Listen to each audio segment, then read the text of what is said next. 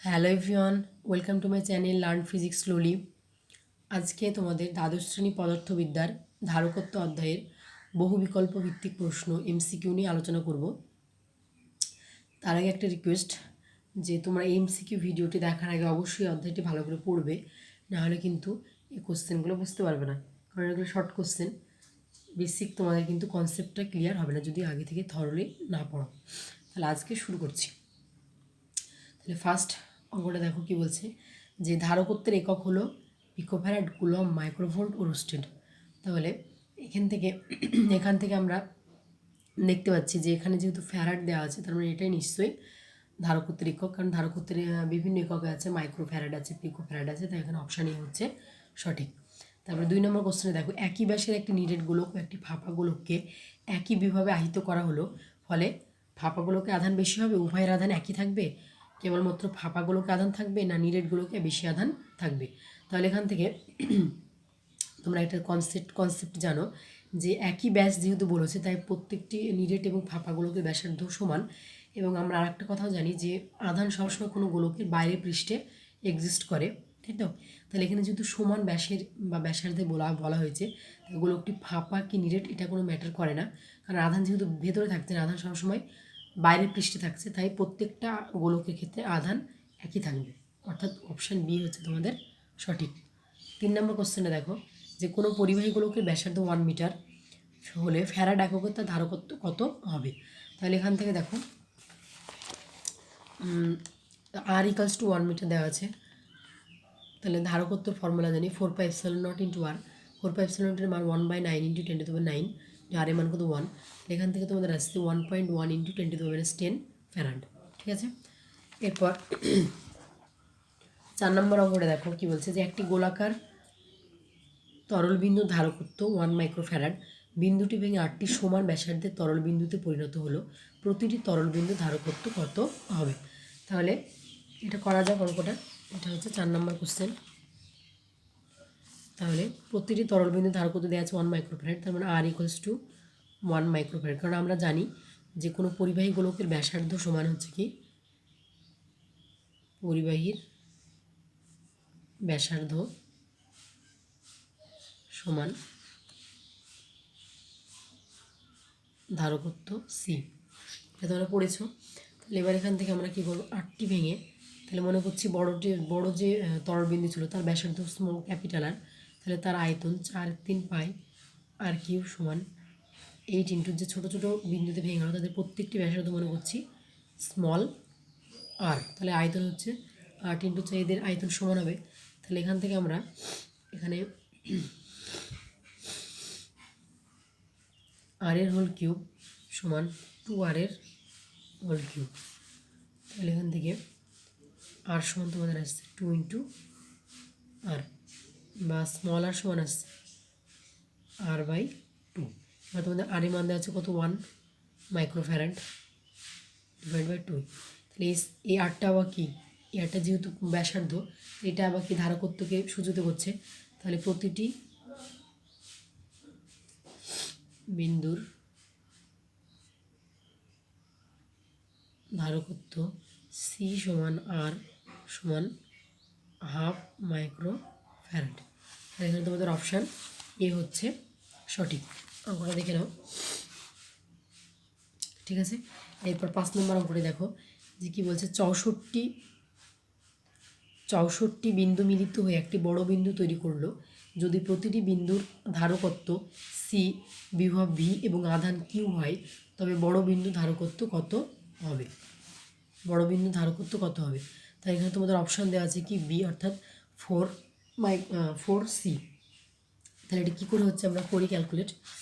5 নম্বর, 64টি বিন্দু মিলে, তাহলে আমরা এবার কী করব, 64টি বিন্দু মিলে একটি বড় বিন্দু তৈরি করলো, তাহলে 64 ইন্টু, তাহলে আমরা মনে করছি 64টি বিন্দু মিলে প্রত্যেকটি ছোটো ছোটো 64টি বিন্দুর ব্যাসার্ধ মনে করছি আর, তাহলে 4/3 আর কিউব সমান, এবং বড়ো যে বিন্দুটা তৈরি করলো তার ব্যাসার্ধ মনে করছি ক্যাপিটাল আর, তাহলে এটা হবে 4/3 একটি বলেছে আর কিউব, তাহলে এখান থেকে 4 3 কেটে যাচ্ছে। তাহলে এখান থেকে আর কিউ সমান 64 আর কিউ। তাহলে এখান থেকে আর এর হোল কিউ সমান 4 ইন্টু আর এর, কারণ 3টে 4 গুণ করলে 64 আসবে। তাহলে এখান থেকে তোমাদের আর এ মান আসছে কত 4 ইন্টু আর। তাহলে এবার এখানে প্রতিটি হয়, তবে বড় বিন্দু ধারকত্ব কত হবে। তাহলে এখানে বড় বিন্দুর এবার এখানে একইভাবে যে পরিবাহী ব্যাসার্ধ যেটা সেটাই ধারকত্বকে সূচিত করছে। তাহলে অতএব এবং এখানে স্মল আরও সেটা যে এক একটি ছোটো বিন্দু ব্যাসার্ধ, তাই এক একটি ছোটো বিন্দু ব্যাসার্ধ আবার এক একটি ছোটো বিন্দু ধারকত্বকে সূচিত করছে। তাহলে অতএব বড় বিন্দুর ধারকত্ব আর সমান, ধারকত্ব সি সমান ক্যাপিটাল আর সমান 4 ইন্টু সি, কারণ স্মল আর সমান আবার কী হচ্ছে, আমরা ছোটো একটা বিন্দুর ধারকত্ব ধরছি, তাই হচ্ছে কত আনসার হয়ে যাচ্ছে 4C। অথবা তোমাদের অপশান হচ্ছে কি বি। এরপরের অঙ্কটা এখানে দেখো 7 নম্বর অঙ্কটি, ও 7 নম্বরটা অঙ্কটা করে দিলাম। এবার 8 নম্বরটা দেখো কী বলছে। 8 নম্বর অঙ্কটি যে এন সংখ্যক একই ধরনের ছোট প্রত্যেকটি ফোঁটার বিভব ভি ভোল্ট আহিত করা হলো, তাদের জোড়ে একটি বড় ফোঁটা তৈরি করা হলো, বড় ফোঁটাটির বিভব কত হবে। তাহলে এটা ক্যালকুলেট করতে হবে আমাদের। 8 নম্বর অঙ্ক। তাহলে এন সংখ্যক ছোট একই ধরনের ছোটো ফোঁটা প্রত্যেকটি বিবাহিত করা হলে বড় তৈরি করা হলো। তাহলে এন ইন্টু 4/3 পাই আর কিউ সমান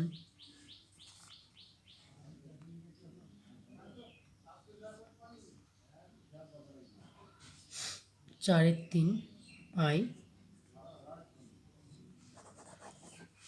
এখানে করছি দেখো এন ইন্টু 4/3 পাই কিউ সমান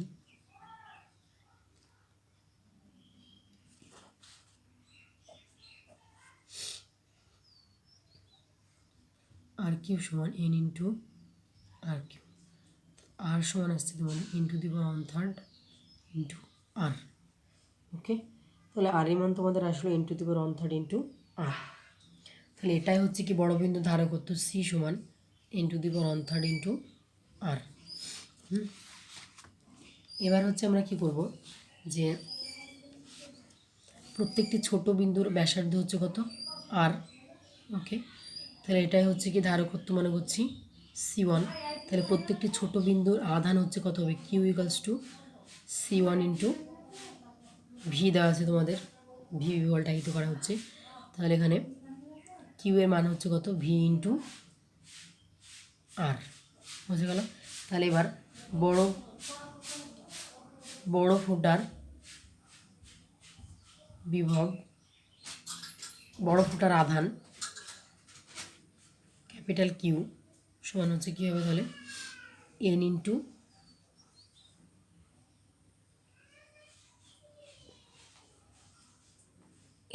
কিউ, ঠিক আছে। তাহলে এখান থেকে বড় ফোঁটার বিভব V equals to Q by C. তাহলে কিউ সমান এখানে মান কত n into Q divide by C এর মান ইন্টু দি পাওয়ার 1/3 ইন্টু আর। তাহলে এবার এখানে দেখো এন ইন্টু কিউ, কিউ এর মান আবার হচ্ছে কত, কিউ এর মান হচ্ছে ভি ইন্টু আর, এই যে কিউ এর মান ভি ইন্টু আর দেওয়া আছে। তাহলে কিউ এর মান আমরা ভি ইন্টু আর বসালাম by into the power 1/3 into R. আর আর কেটে যাচ্ছে, তাহলে এখান থেকে এই পাওয়ারটা যদি উপরে উঠে যায় তাহলে into the power 1 into the power -1/3 volt. তাহলে এখানে আসছে ইন্টু দি পাওয়ার 1 - 1/3 ভোল্ট সমান ইন্টু দি পাওয়ার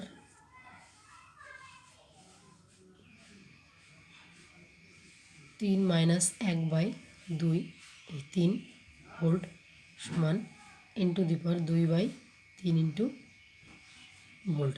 তাহলে তোমাদের অপশান, তাহলে অঙ্কটা দেখে নাও, এখান থেকে স্টার্ট হয়েছে সি এর মান বের করলাম। এবার আর মানে হচ্ছে কি C1 প্রত্যেকটি ছোটো ছোটো বিন্দু ধারকত্ব, তাহলে প্রত্যেকটি ছোটো বিন্দুর আধান Q equals to C1 into V. তাহলে C1 এর মান আর ভি বিভাবে আধিকারিত করা হয়েছে। তাহলে বড় বিভব ফোঁটার বিভব ভি ইকালস টু হচ্ছে বড় ফুটার আধান কী করলাম আমরা, কিউ সমান এন সংখ্যক আধান নিয়ে গুণ করলাম, তাহলে আবির্ভাব V equals to capital Q by C. তাহলে এখান থেকে তোমাদের মান বেরোচ্ছে ভি এর মান 10⁻2�3 ভোল্ট।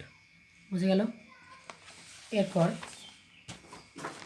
9 নম্বর কোশ্চেনটা দেখো কি বলছে, যে দুটি আহিত পরিবাহীকে একটি সরু বিদ্যুৎ তার দ্বারা সংযুক্ত করা হলে একটি পরিবাহী থেকে অন্যটিতে আধান প্রবাহিত হবে যতক্ষণ না উভয়ের বিভব সমান হয়। এটা তো জানাই কথা, ইজি একদম। 10 নম্বর কোশ্চেনে দেখো যে R1 ও R2 ব্যাসার্ধ বিশিষ্ট দুটি গোলীয় পরিবাহীকে একটি সরু তড়িৎবাহী তার দ্বারা যুক্ত করে ওই ব্যবস্থাটিতে কিছু পরিমাণ আধান দেওয়া হলো, তাহলে এই দুই গোলীয় পরিবাহীতে আধান এমনভাবে বণ্টিত হবে যাতে তাদের তলমাত্রিক আধান ঘনত্ব অনুপাত হয় R2/R1। এটা তোমাদের পুরো থিওরিতে করে দেওয়া আছে, তোমরা এটা ইজিলি বলতে পারবে R2/R1। এবার 11 নম্বর কোশ্চেনে দেখো, এটা খুব ইম্পর্টেন্ট, যে 11 নম্বর কোশ্চেনটা, কয়েকটি ধারককে একই পরিমাণে চার্জ করা হলো। ধারকগুলির প্লেট দুটির মধ্যে বিভব প্রভেদ ভি এর সাথে ধারকগুলির মধ্যে যে প্লেট থাকে, ঠিক আছে, সে প্লেটের মধ্যে বিভব প্রভেদ ভি এবং তাদের ধারকত্ব সি এর যে লেখচিত্র, সেটা আমরা কিভাবে পরিমাপ করব। অর্থাৎ আমরা জানি যে, এখানে একটু ব্যাখ্যা করি, যে কোনো ধারকত্ব সি, ঠিক আছে, ধারকত্ব সি। এবার আমরা জানি এদের মধ্যে কি একটা সম্পর্ক আছে, বিভব প্রভেদ এবং ধারকত্ব সি এর মধ্যে একটা কি সম্পর্ক, ব্যস্ত সম্পর্ক। অর্থাৎ কোনো পরিবাহীর মধ্যবর্তী দূরত্ব যদি ডি যদি বাড়ে, তবে ডি যদি বাড়ে তবে আমরা জানি যে ধারকত্ব কী হবে, ধারকত্ব কমবে এবং ডি কমলে ধারকত্ব বাড়বে। অর্থাৎ সি এবং ভি হচ্ছে কি ব্যস্ত অনুপাতে, সি এর সঙ্গে ভি মানে সি বাড়লে বি কমবে এবং ভি বাড়লে হচ্ছে সি কমবে। অর্থাৎ এদের দুজনের মধ্যে সম্পর্ক হচ্ছে কি ব্যস্ত সম্পর্ক। তাই আমরা এখানে দেখতে পাচ্ছি কোন গ্রাফটা মানে হচ্ছে, দেখতে পাচ্ছি আমরা যদি ভি বাড়ে তাহলে অটোমেটিক আমাদের মাথায় রাখতে হবে যে সি আর ভি এর মধ্যে সম্পর্ক যে ব্যস্ত অনুপাতিক। অর্থাৎ ভি যদি বাড়ে তাহলে সি কমবে আর সি যদি বাড়ে তাহলে ভি কমবে। তাহলে এখানে আমরা দেখতে পাচ্ছি কি যে এটা সমানুপাতিক বাড়ছে, তাহলে এটা হবে না, অপশানে কেটে দিলাম। তারপরে এটাও আমরা দেখতে পাচ্ছি কি 0 থেকে বেড়ে যাচ্ছে, এটাও হবে না। এটাও আমরা দেখতে পাচ্ছি স্ট্রেট লাইন বরাবর কমছে, এটাও হবে না। তাহলে এখানে কি হচ্ছে কি যে ভি বাড়লে সি কমবে বা সি বাড়লে ভি কমবে। তাহলে এখানে যেহেতু ভি বাড়ছে, ভি যেহেতু কমছে, তাই এখানে কি সি আমাদের বাড়ছে। ভি যেহেতু কমছে তাই সি হচ্ছে কি বাড়ছে, তাই অপশান ডি হচ্ছে কি সঠিক। ঠিক আছে, এরপর 12 নম্বর কোশ্চেনে দেখো, যখন একটি ধারককে একটি ব্যাটারির সঙ্গে যুক্ত করা হয় তখন বর্তনীতে আদৌ যখন একটি ধারককে একটি ব্যাটারির সঙ্গে যুক্ত করা হয় তখন কি হয়। তাহলে কি বলছে অপশান, যে বর্তনীতে আদৌ কোনো তড়িৎ প্রবাহ হয় না, বর্তনীতে কিছুক্ষণের জন্য তড়িৎ প্রবাহ হয় এবং তারপর বন্ধ হয়ে যায়। প্রবাহ বাড়তে বাড়তে একটি সর্বাধিক মানে পৌঁছায় যখন ধারকটি ব্যাটারির ভোল্টেজের সমান বিভব প্রভেদ লাভ করে। আর ডি বলছে কি বর্তনীতে একটি পরিবর্তী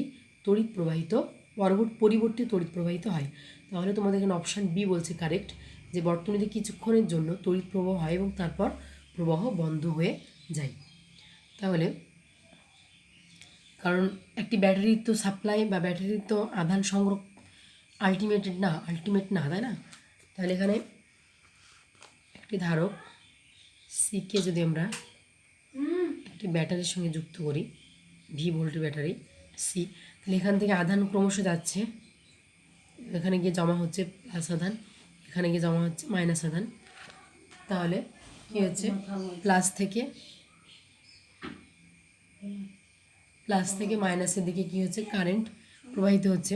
তাহলে এবার এই ব্যাটারির যে সাপ্লাই সেটা তো একসময় ফুরিয়ে যাবে, তাই না? তার জন্য কী হবে, যতক্ষণে ব্যাটারির সাপ্লাই থাকবে বা এই ব্যাটারিতে যতক্ষণ আধান মজুদ থাকবে বা আধান সংরক্ষণ থাকবে ততক্ষণ কী হবে, বর্তনীতে তড়িৎ প্রবাহ হবে এবং তারপর প্রবাহ বন্ধ হয়ে যাবে। অর্থাৎ এই ব্যাটারিতে যতক্ষণ আধান থাকবে ততক্ষণ কী হবে, এইভাবে আধান এইভাবে গিয়ে এখানে প্লাস পরিমাণ আধান জমা হবে, এখানে গিয়ে মাইনাস আধান জমা হবে এবং এভাবে একটা বর্তনী অর্থাৎ ক্লোজ সার্কিট কমপ্লিট হবে এবং কারেন্ট প্রবাহিত হবে। যখনই এই ব্যাটারির আধান ফুরিয়ে যাবে তখন আর প্রবাহ চলতে পারবে না। তাই হচ্ছে কি অপশান বি সঠিক, যে বর্তনীতে কিছুক্ষণ তড়িৎ প্রবাহিত হবে তারপর প্রবাহ বন্ধ হয়ে যাবে। মানে এখানে যতক্ষণ আধান থাকবে ততক্ষণ প্রবাহ চলবে, আধান ফুরিয়ে গেলে আধানও এখানে গিয়ে জমা হতে পারবে না, তাই কারেন্টে প্রবাহিত হতে পারবে না। ঠিক আছে, তাহলে অপশান বি হচ্ছে কারেক্ট। এরপর 13 নম্বর কোশ্চেনে দেখো, একটি সমান্তরাল পাতধারককে আহিত করা হলো এবং তারপর ব্যাটারি থেকে বিযুক্ত করা হলো। যদি ধারকের পাতগুলি অন্তরক হাতল দ্বারা আরও দূরে সরানো হয় তাহলে কি বলছে, যে পাত দুটির বিভব বৈষম্য বৃদ্ধি পাবে। তাহলে এটা আমরা জানি যে তোমাদের যে নির্ভরতাগুলো ছিল তোমাদের থিওরিতে, যে তাদের পাতগুলোর মধ্যে যদি দূরত্ব বাড়ানো হয় বা কোনো ইনসুলেটর দেওয়া হয়, অন্তরক দেওয়া হয়, তাহলে কি হবে, পাত দুটির মধ্যে ধারকত্ব বাড়বে কিন্তু বিভব প্রভেদ কমে যাবে। এই ধারকত্ব কমবে কিন্তু বিভব প্রভেদ বেড়ে যাবে, অর্থাৎ দুটি পাতের মধ্যে যদি দূরত্ব বাড়ানো হয় তাহলে ধারকত্ব কমবে এবং বিভব প্রভেদ বাড়বে। এবং আমরা জানি যে এক ধারকত্ব যদি কমে তাহলে বিভব প্রভেদ বাড়বে, আর বিভব প্রভেদ যদি কমে তাহলে ধারকত্ব বাড়বে। একটির সঙ্গে আরেকটি ব্যস্তানুপাতিক সম্পর্ক, তাই অপশান বি হচ্ছে সঠিক। তাহলে 14 নম্বর কোশ্চেনে দেখো, একটি সমান্তরাল পাতধারকের ধারকত্ব পাত দুটির মধ্যবর্তী দূরত্বের এন ঘাতের সমানুপাতিক, এন এর মান কত? তাহলে আমরা ধারকত্বর ফর্মুলা জানি, C equals to K epsilon 0 A by D, তাই তো? তাহলে এখানে আমরা দেখতে পাচ্ছি যে এটা আমি লিখতে পারি K epsilon 0 A into D to the power -1। তাহলে কত ঘাতের সমান হচ্ছে এখানে, এন এর মান হচ্ছে এখানে, যদি এটা এন হয় তাহলে এন এর মান হচ্ছে এখানে কত হচ্ছে, -1, অর্থাৎ এখানে ঘাত দেখতে পাচ্ছি কত বড়, -1।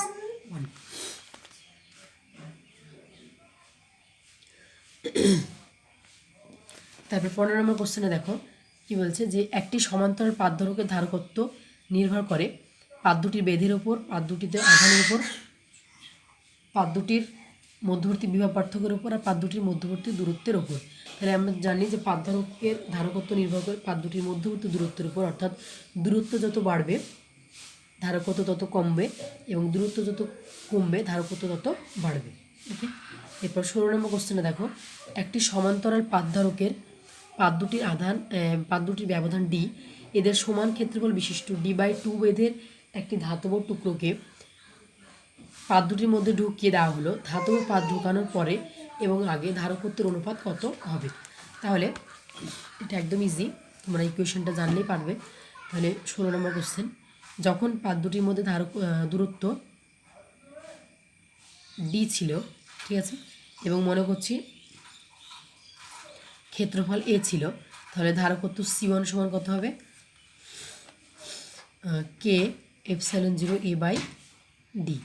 নেক্সট দ্বিতীয় ক্ষেত্রে যখন এদের সমান ক্ষেত্রফল বিশিষ্ট, এদের মধ্যে যখন কোনো একটি পাত ঢুকিয়ে দেওয়া হলো তখন, অর্থাৎ এদের মধ্যে যখন দূরত্ব বেড়ে গেল, ঠিক আছে, তাহলে এবং এখানে তখনও D/2 বেধের এবং ক্ষেত্রফলও তখন কী আছে, এ আছে, তাহলে তখন দ্বিতীয় ক্ষেত্রে ধারকত্ব কত হবে, C2 সমান K epsilon 1 A by D/2।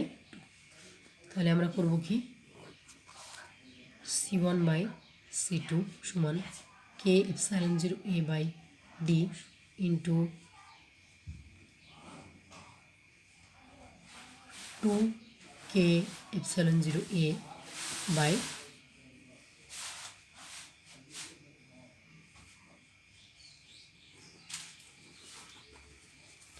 কাটাকাটি হয়ে যাচ্ছে বেশি।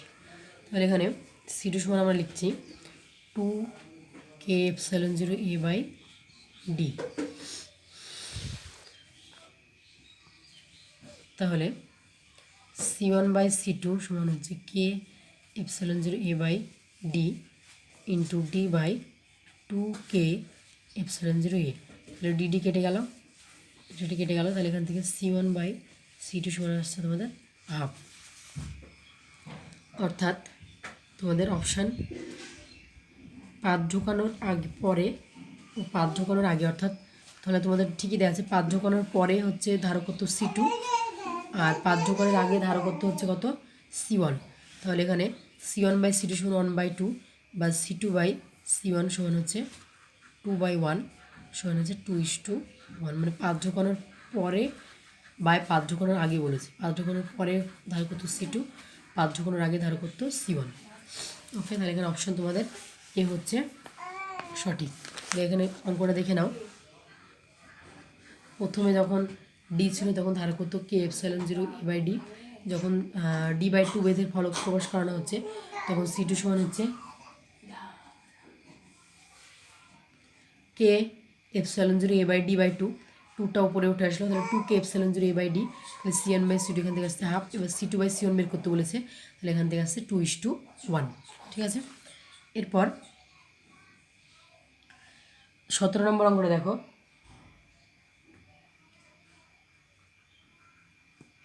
দশ সেন্টিমিটার ব্যাসার্ধযুক্ত একটি পরিবাহী গোলক এমন একটি মাধ্যমে রাখা হলো যার পরবৈদ্যুতিক ধ্রুবক 8, তাহলে ধারকত্ব কত হবে?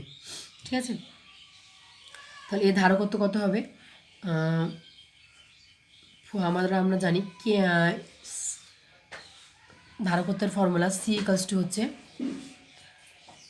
কে ইন্টু আর, অর্থাৎ পরবৈদ্যুতিক ধ্রুবক ইন্টু আর। তাহলে এখানে পরবৈদ্যুতিক ধ্রুবকের মান দেওয়া আছে কত? 8, আর ব্যাসার্ধ কত দেওয়া আছে? আর সি দিয়েছে, তাহলে এখান থেকে কত হচ্ছে? 8 × 10 সমান হচ্ছে 80 পিস। ঠিক আছে, তাহলে এর অপশন তোমাদের এই হচ্ছে সঠিক। তারপরে 18 নম্বর কোশ্চেনে দেখো, একটি বায়ুযুক্ত সমান্তরাল পাতধারককে একটি ব্যাটারির সঙ্গে যুক্ত করা হলো এবং তারপর ব্যাটারিটি ধারক থেকে বিযুক্ত করা হলো। এরপর পাত দুটির মধ্যবর্তী স্থানটি কে পরবৈদ্যুতিক মাধ্যম দ্বারা পূর্ণ করা হলো। এখন পাত দুটির মধ্যে বিভব প্রভেদ যে গুণনীয়ক দ্বারা পরিবর্তিত হবে সেটা হচ্ছে কি 1/k। অর্থাৎ আমরা জানি যে ধারকের মাঝে যদি কোনো পরবৈদ্যুতিক ধ্রুবক, যত পরিমাণ পরবৈদ্যুতিক ধ্রুবক রাখা হবে তত পরিমাণ কি বিভব প্রভেদ কমে যাবে। তাহলে এখানে কে পরিমাণ যেহেতু পরবৈদ্যুতিক ধ্রুবক রাখা হয়েছে তার জন্য কি হচ্ছে কে পরিমাণ 1/k পরিমাণ বিভব প্রভেদ কমে যাবে এবং কে পরিমাণ ধারকত্ব বেড়ে যাবে, অর্থাৎ ব্যস্তানুপাতিক ধারকত্ব বিভব প্রভেদ, তাই বিভব প্রভেদ 1/k পরিমাণ কমে যাবে এবং ধারকত্ব কে গুণ বেড়ে যাবে। এবার 19 নাম্বারটা দেখো, যে একটি বায়ুযুক্ত সমান্তরাল পাতধারককে একটি ব্যাটারির সঙ্গে সংযুক্ত অবস্থায় রাখা হলো। এরপর পাত দুটির মধ্যবর্তী স্থান কে পরবৈদ্যুতিক একটি মাধ্যম দ্বারা পূর্ণ করা হলো। এখন পাত দুটির আধান যে গুণনীয়ক দ্বারা পরিবর্তিত হবে সেটা হচ্ছে কি কে। তাহলে অপশন তোমাদের এখানে দেওয়া আছে কত? বি।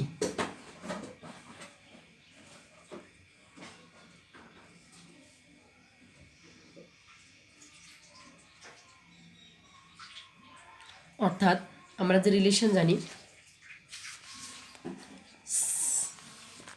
C=Q/V, তাই তো? তাহলে এখানে মাধ্যমে যদি ওই মধ্যবর্তী স্থানে যদি কে পরবৈদ্যুতিক ধ্রুবক দেওয়া হয় তাহলে আমরা জানি কি যে ধারকত্ব কে গুণ পরিমাণ বাড়বে। ওকে, এবার এখানে যদি এখানে বিভব প্রভেদ ভি যদি ধ্রুবক রাখা হয় তাহলে কী হবে? সি সমানুপাতিক কিউ। তাহলে সি যেহেতু কে গুণ পরিমাণ বাড়বে তাই কি আধানও কে গুণ বাড়বে। বুঝতে পারলে যে সি আমরা রিলেশন জানি C=,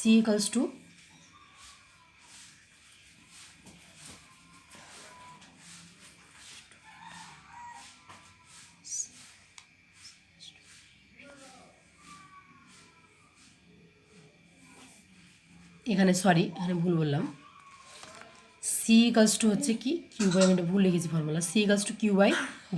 তাহলে এখানে যদি বিভব প্রভেদ ভি যদি কনস্ট্যান্ট থাকে, ঠিক আছে, তাহলে এখানে আমরা কি লিখতে পারি? সি সমানুপাতিক কিউ, অর্থাৎ এবং সি সমানুপাতিক কিউ যেহেতু এবং সি যেহেতু কে পরবৈদ্যুতিক ধ্রুবক হারে বৃদ্ধি পায় তাই আধানও কী হবে? কে পরবৈদ্যুতিক ধ্রুবক হারে বৃদ্ধি পাবে।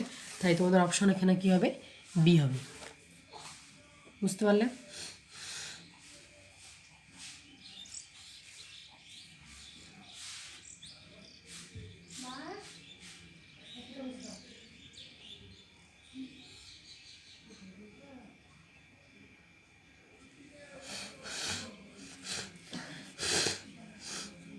এবার 20 নম্বরটা দেখো, একটি সমান্তরাল পাতধারকের পাতদ্বয়ের মধ্যে তেল রাখা আছে এবং সেটির ধারকত্ব সি। যদি পাতদ্বয়ের মধ্যে তেল অপসারণ করা হয় তবে সেটির ধারকত্ব কী হবে? C/2 পরিমাণ কমে যাবে, অর্থাৎ কে C/K পরিমাণ কমে যাবে। অর্থাৎ প্রথমে কে দেওয়া ছিল ধারকত্ব, তাই ধারকত্ব প্রথমে পরবর্তী ধ্রুবক কে দেওয়া ছিল তাই ধারকত্ব কী হচ্ছিল? কে পরিমাণ বৃদ্ধি পাচ্ছিল। কিন্তু এবার যেহেতু ছড়িয়ে নেওয়া হয়েছে তাহলে কী হবে? C/K পরিমাণ কমে যাবে। এবার এখানে কে এর মান কত দেওয়া আছে তোমাদের? 2, তাই ধারকত্ব কমে কত হবে? C/2। তাহলে অপশান ডি হচ্ছে তোমাদের সঠিক। তাহলে এই পর্যন্ত তোমাদের প্রথম ভিডিওতে থাকলো। কোশ্চেনটা একটু অনেকগুলো বড় হয়েছে, তাই হচ্ছে আমাদের আমার একটু ডিসকাস করে বোঝাতে তোমাদের হয়তো একটু অসুবিধা হয়েছে। তোমাদের যদি কোনো জায়গায় বুঝতে অসুবিধা হয় তাহলে অবশ্যই তোমরা কমেন্ট বক্সে কমেন্ট করবে। আমারও একটু হয়ে গেল, কাটাকুটি হয়েছে অনেকটা, তাই তোমাদের বুঝতে অসুবিধা হলে তোমরা অবশ্যই কমেন্ট করবে। Thank you.